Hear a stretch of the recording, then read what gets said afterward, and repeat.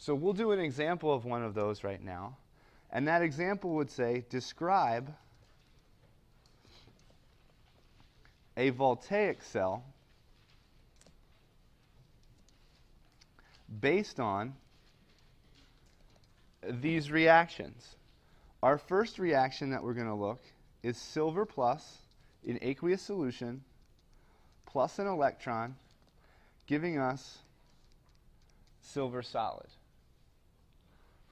If you look in the back of the textbook, we have a value of standard reduction potentials. This is going to tell us how much a particular species would like to be reduced. The higher this number, the more likely that something will be reduced. So in this case, our reduction potential for silver is positive 0.80 volts. The other species that we have in this particular reaction is we have copper 2 plus. If we have copper 2 plus 2 electrons, it's going to give us copper solid. The reduction potential for this half reaction is going to equal positive 0.34 volts. So back in chapter 4 of the textbook, there was a chart on there called the activity series. And it listed elements in a particular, or it listed half reactions in a particular order, and it had a little arrow that says like ease of oxidation increases. Now we're going to take that chart one step further, and if you have the cell potentials for all the half reactions, you can arrange everything in a particular order. So here, our reduction potential for silver is a lot more than it is for copper, a little over twice as much. So this means that comparing these values, that the silver half reaction is most likely to be reduced. So that means that the reduction has to occur in this silver half reaction. So one of the first things, if we're going to describe a voltaic cell, there's an oxidation half reaction and there's a reduction half reaction. If I give you the cell potentials, you can identify what's going to be oxidized and what's being reduced. There's also another term that they use, and when you put these cells together, you need two electrodes. The electrodes that we're going to use are going to be an anode and a cathode. Okay? Anode is where oxidation occurs. The cathode is where the reduction occurs.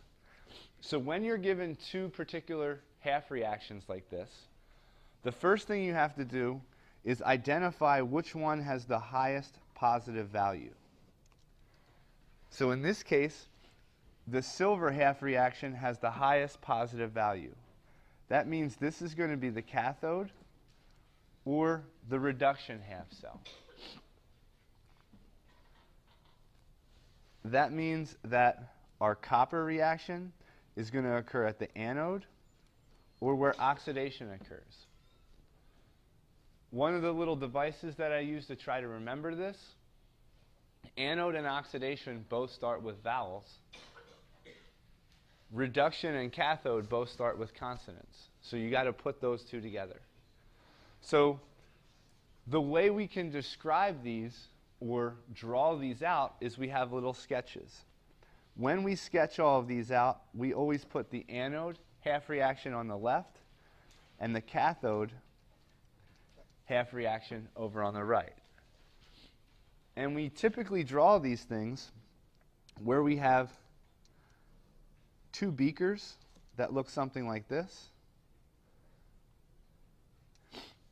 And we can put strips of metal and immerse them in a particular solution. So we have two electrodes like this. We are going to connect a wire, and if you were going to perform this in the lab, you would use little alligator clips and then connect them to a voltmeter. And then we're also going to immerse these guys into a solution. If we connect these with a wire, with a conducting wire, we're going to be able to observe the electron flow. So the anode half reaction is going to be the copper. So we take copper 2 plus. Under standard conditions, we'll have a 1 molar solution of that. And our anode material is going to be a solid strip of copper. The cathode material is going to be a solid strip of silver.